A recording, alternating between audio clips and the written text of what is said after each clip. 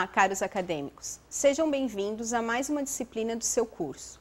Nesse vídeo, vamos procurar apresentar os conteúdos que serão abordados ao longo do desenvolvimento da disciplina de Didática do Educador da Educação de Jovens e Adultos. Essa disciplina aborda, como enuncia o título, a didática na modalidade de ensino de educação de jovens e adultos.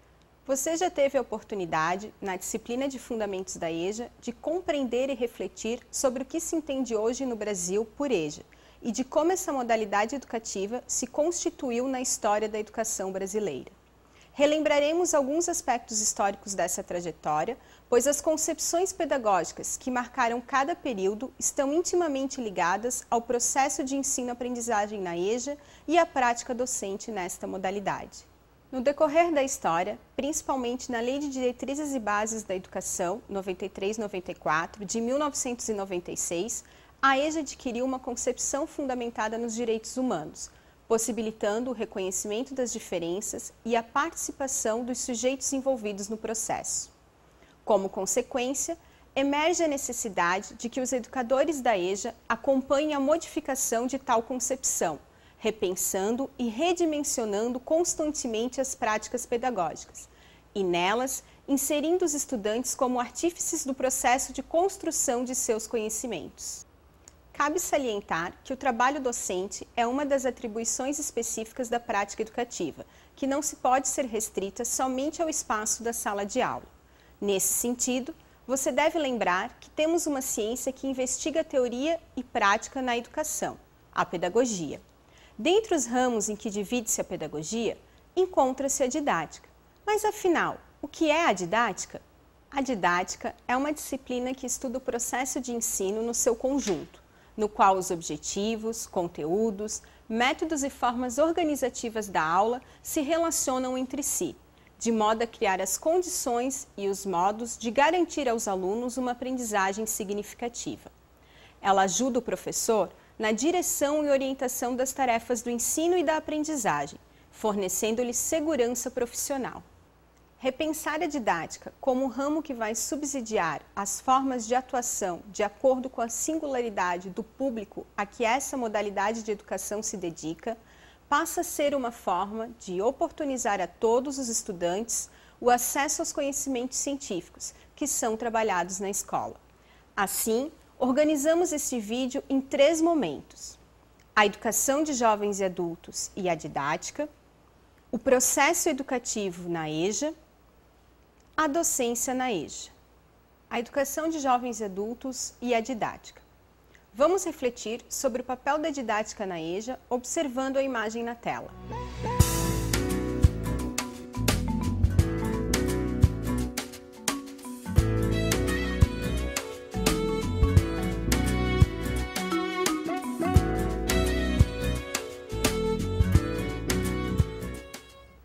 Trazemos essa imagem, pois quando pensamos em didática na escola, percebemos que o processo didático se desenvolve por uma ação recíproca entre os objetivos da educação, as condições e os meios da organização do ensino, os procedimentos, a avaliação, entre outros. A imagem retrata de forma muito clara quais seriam os objetivos, os meios e a avaliação utilizada por este modelo de escola que afastou muitos dos jovens e adultos que hoje estão na EJA. Logo, podemos entender que a didática tinha uma função específica nessa escola, pois a história da didática está ligada ao aparecimento do ensino no decorrer do desenvolvimento da sociedade, da produção e das ciências como atividade planejada e intencional, dedicada à instrução. Será que é possível, enquanto educadores da EJA, pensar em uma didática diferenciada desta? Antes, precisamos conhecer um pouco mais sobre a história da didática. Mas, de onde vem este termo didática?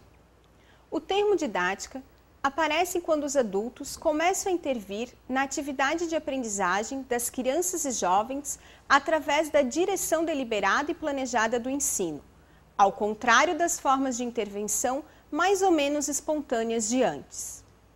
Estabelecendo-se uma intenção propriamente pedagógica na atividade de ensino, a escola se torna uma instituição.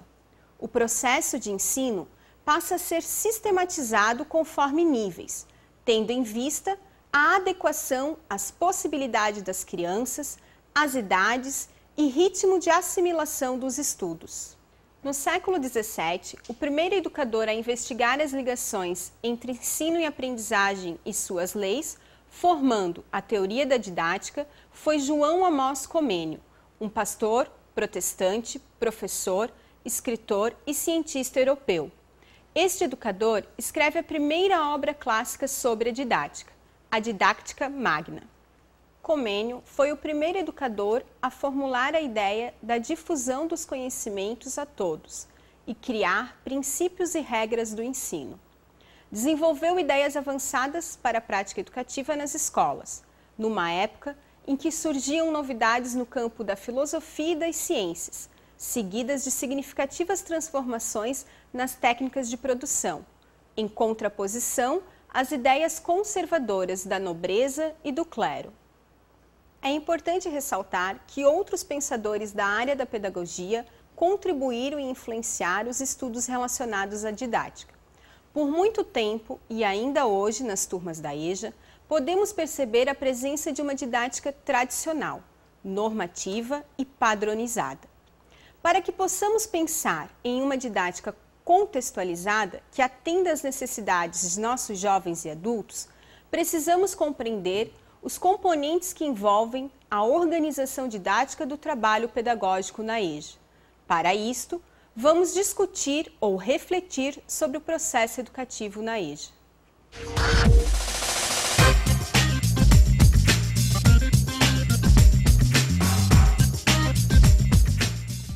Você já parou para pensar quais os componentes fundamentais que envolvem a prática educativa de um professor na EJA?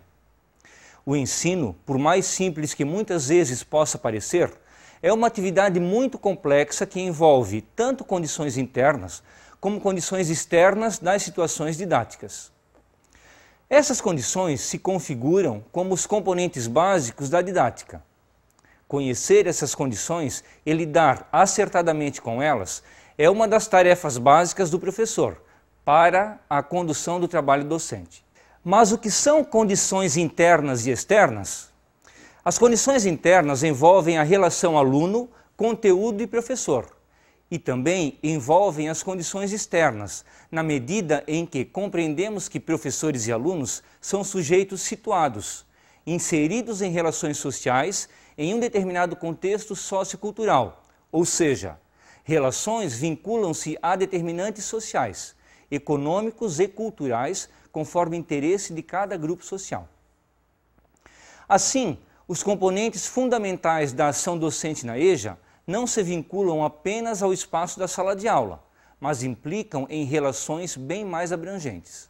Na organização da ação docente na EJA, é fundamental considerarmos esses componentes fundamentais, as condições internas e externas que envolvem o processo ensino e aprendizagem, e principalmente a bagagem de conhecimentos trazidos pelos alunos da EJA.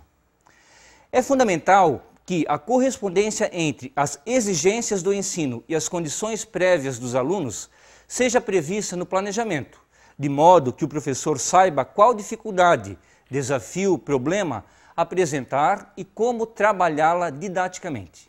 A partir desses componentes, passamos a discutir uma questão primordial que pode e que deveria acontecer de forma bastante acentuada na escola, com a função de aprimorar os níveis de aprendizagem obtidos pelos estudantes na EJA. Estamos falando da mediação, um elemento de suma importância dentro da convivência que se cria entre o professor e o estudante e entre os próprios estudantes, na escola, mas também fora dela.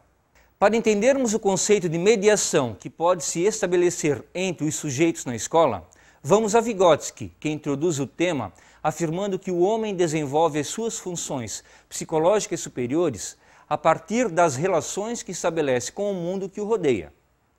No entanto, segundo este autor, essas relações não são estabelecidas de maneira direta sujeito-mundo ou sujeito-objetos do mundo, havendo sempre a interposição de um terceiro elemento nessa relação.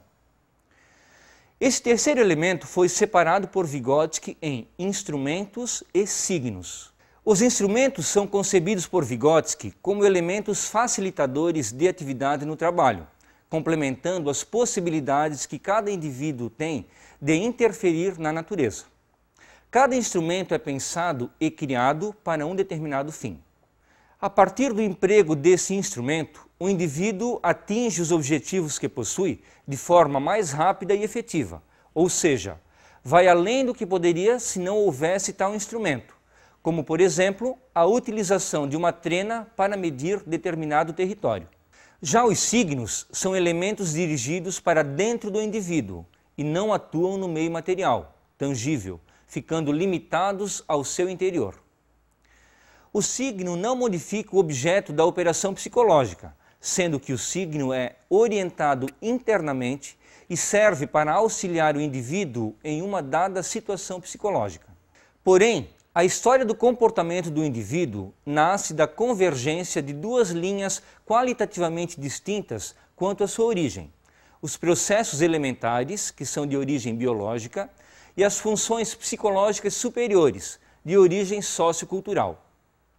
Tocando nesse ponto, Vygotsky admite também que, além do signo e do instrumento, a intervenção entre o indivíduo e os elementos de seu mundo pode ser feita por uma outra pessoa, no caso, o outro social, sendo que todas as funções psicológicas superiores originam-se das relações reais entre indivíduos humanos.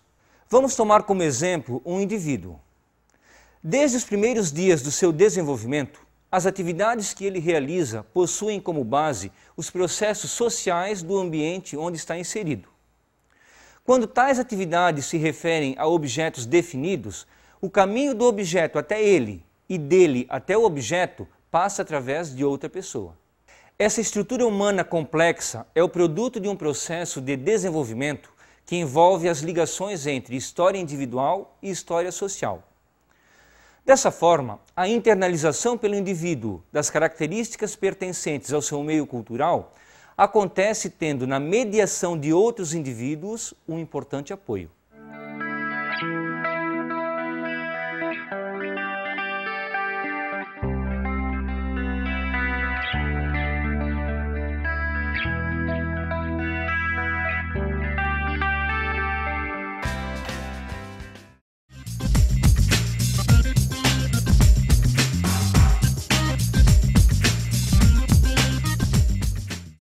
As diretrizes nacionais curriculares da EJA ressaltam que a formação do docente para atuar na modalidade deve incluir, além das exigências formativas para todo e qualquer professor, aquelas relativas à complexidade diferencial desta modalidade de ensino. Podemos dizer que entender a complexidade desta modalidade de ensino requer do professor algumas competências. Mas quais seriam essas competências? Bom, antes de elencarmos tais competências, você já se perguntou o que é competência? Apresentamos este conceito com base em Philippe Pirenot, que salienta o conceito de competência como sendo uma capacidade de agir de forma eficaz em um determinado tipo de situação, apoiada em conhecimentos, mas sem limitar-se a eles. Hoje, ao se propor o desenvolvimento de competências para a docência na EJA, o que se pretende não é determinar o que ou quanto se sabe, mas por que e para que se sabe. Também o que se quer não é determinar o que ou quanto se faz, mas por que e para que se faz. Pirenot faz referência ao ofício de professor, propondo um inventário das competências que contribuem para redelinear a atividade docente, tomando como guia um referencial de competências, que se inspira no tentar aprender o movimento da profissão, organizar e dirigir situações de aprendizagem, administrar a progressão das aprendizagens, conceber e fazer evoluir os dispositivos de diferenciação, envolver os alunos em suas aprendizagens e em seu trabalho, trabalhar em equipe, participar da administração da escola, informar e envolver os pais, utilizar novas tecnologias, enfrentar os deveres e dilemas éticos da profissão e administrar sua própria formação contínua. Após conhecermos essas competências, passamos agora a discutir uma delas: organizar e dirigir situações de aprendizagem. Esta competência está intimamente ligada à capacidade de planejar. Vejamos a figura que aparece na tela.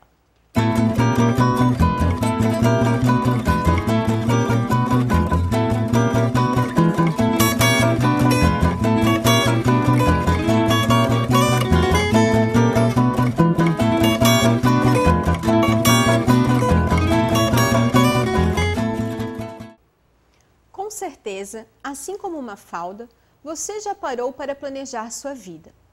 É importante salientar que qualquer atividade de nossa vida, de uma forma ou de outra, exige planejamento. Por exemplo, se você vai fazer uma viagem ou um passeio, já planeja para onde, em que condições, com que recursos, entre outros. Iniciamos a discussão sobre o planejamento com a tirinha da Mafalda, porque ela demonstra que o ato de planejar é uma preocupação que envolve toda a possível ação ou objetivo de uma pessoa. O ato de planejar foi uma realidade que acompanhou toda a trajetória histórica da humanidade. Se planejar é algo tão inerente ao ser humano, surge o seguinte questionamento: é possível realizar um processo educativo na educação sem planejar? Quando entramos em uma sala de aula, sempre temos algum plano, mesmo que não esteja sistematizado e registrado no papel. Porém, muitas vezes, o planejamento escolar ainda é visto como algo apenas burocrático ou como uma ferramenta de controle. Assim, a questão do planejamento no contexto escolar não parece ter a importância que deveria ter. É importante relembrar neste momento todas as discussões realizadas no decorrer deste curso sobre as diretrizes e objetivos da modalidade da EJA. Diante destas reflexões, afirmamos que é necessário, sim, planejar o processo educativo. Na EJA, o docente deve planejar, não para criar um tipo exclusivo de homem escolarizado, mas com o objetivo de criar condições para que nossos jovens e adultos possam determinar as suas escolhas, a partir de seus direitos e das suas possibilidades. O plano é um roteiro, um guia de trabalho sempre flexível para alunos e professores. O professor deve planejar para trabalhar com o seu plano. O que você diria de alguém que faz uma planta para construir uma casa toda sofisticada, mas que durante a construção tal planta não é consultada? Em vez de uma mansão, pode-se ter um amontoamento de tijolos e pedras fadados ao desmoronamento. Na EJA, é importante que o plano seja compartilhado com os alunos, que seja útil e funcional para os alunos e professores, através de uma ação consciente, responsável, que vise a emancipação dos sujeitos. Existem muitos tipos, modelos, esquemas e formas de planejamento. Porém, não podemos afirmar qual o melhor, pois temos situações e realidades de ensino diferenciadas na educação de jovens e adultos. Cada situação vivenciada em uma turma de EJA é singular, pois cada turma tem alunos e professores com vivências, valores e especificidades, histórias de vida construídas em um determinado contexto social. O professor deve escolher o modelo que melhor atenda a sua realidade e a de seus alunos, que seja possível de realizar e os auxilie no processo de construção do conhecimento. Porém, ao pensar sobre a intencionalidade da EJA, existem questões que devem permear este processo, que devem ser pensadas e discutidas na elaboração do planejamento, indiferente do modelo escolhido. Vejamos essas questões na tabela a seguir. Para quem? Essa etapa envolve uma sondagem da realidade, de alunos, professores, escola e comunidade. Quem são esses sujeitos? Suas trajetórias de vida, o meio em que vivem? Se faz uma contextualização da realidade. Para quê? Por quê? diz respeito aos objetivos, competências e habilidades, os conhecimentos que se pretende construir, ou seja, o que se pretende alcançar, qual a intencionalidade do planejamento. O que? Este questionamento envolve a seleção dos conteúdos, temas, assuntos a serem discutidos pela turma. É importante ressaltar que os conteúdos são meios para atingir os objetivos propostos, e não um fim. Esses conteúdos devem ser significativos, por isso é necessário que se estabeleça certos critérios e princípios, para que não fique o conteúdo pelo conteúdo. Como? Esse questionamento diz respeito às estratégias para a execução do plano, aos procedimentos metodológicos e à avaliação. No caderno de estudos, você pode aprofundar seus conhecimentos sobre cada uma dessas etapas, que são conceituadas e explicitadas. Após pensar sobre estas etapas, passamos a discutir a questão da avaliação. Pensamos ser importante uma discussão mais ampla acerca da avaliação, pois esta deve permear todo o processo educativo, não se configurando apenas como uma etapa final. Iniciaremos a discussão sobre a avaliação observando a imagem que aparece na tela.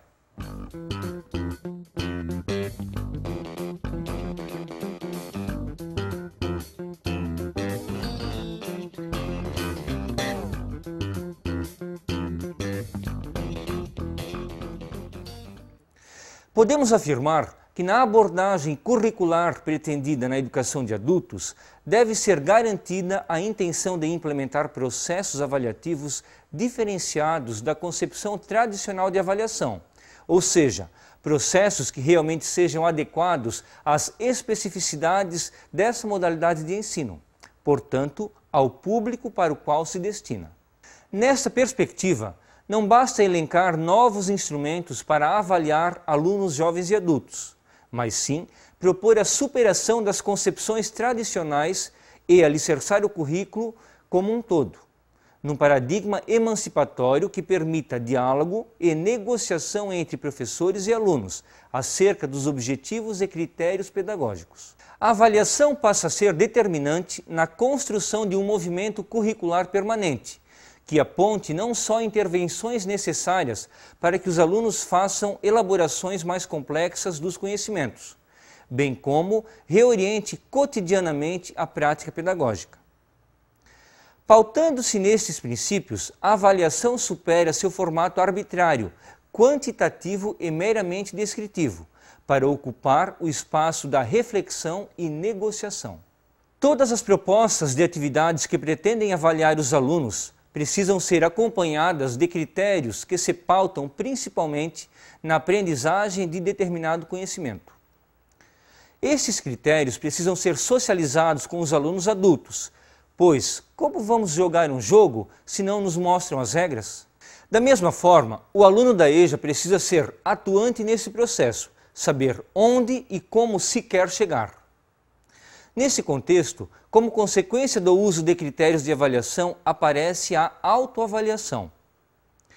Uma não se sobrepõe à outra, são ações específicas de investigadores envolvidos, diferentemente no processo de ensino e aprendizagem.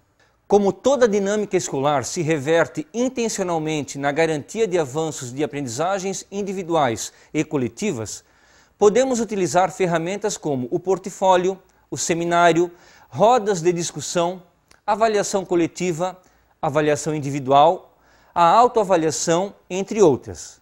Outra questão fundamental na EJA é garantirmos em sala momentos constantes para dialogar sobre os processos educativos. Estes momentos podem ser feitos através de plenárias, assembleias, reuniões. O importante é criar espaços que visem propiciar um diálogo aberto acerca das aprendizagens individuais e coletivas. Espaços em que alunos e professores refletem, discutem e avaliam os aspectos da prática pedagógica, a fim de traçar novas perspectivas e encaminhamentos para as etapas seguintes. Para garantir o êxito neste processo educativo, é fundamental pensarmos sobre outra competência proposta por Perrenot, que está relacionada à capacidade que o docente deve ter de administrar sua própria formação contínua. O autor destaca que esta é uma das competências profissionais a ser desenvolvida como prioridade, uma vez que ela condiciona a atualização e o desenvolvimento de todas as outras. E você, já parou para pensar sobre sua formação, suas metas, seus objetivos? Ainda nesse contexto, o autor destaca que, apesar da educação mudar lentamente, ela demanda uma renovação na ação docente, uma vez que lidamos diariamente com situações inéditas, com sujeitos diferentes, marcados por uma história de vida, por um contexto. Assim, a formação continuada demanda do professor uma renovação, um desenvolvimento de competências adquiridas em formação inicial e, às vezes, a construção de competências inteiramente novas. Na EJA, é importante garantir na formação contínua o exercício da retomada das dimensões da formação inicial, pois quando o educador da EJA lida com jovens e adultos que vivenciam diferentes contextos sociais, apresentam diversos níveis intelectuais, que são carregados com conhecimentos empíricos. Com certeza, desenvolvem novos paradigmas em seu fazer pedagógico. Deste modo, podemos perceber que um dos desafios do professor da EJA em administrar sua formação contínua é estar sempre associando essa formação ao processo de melhoria das práticas pedagógicas desenvolvidas em sua rotina de trabalho, em seu cotidiano escolar com os jovens e adultos.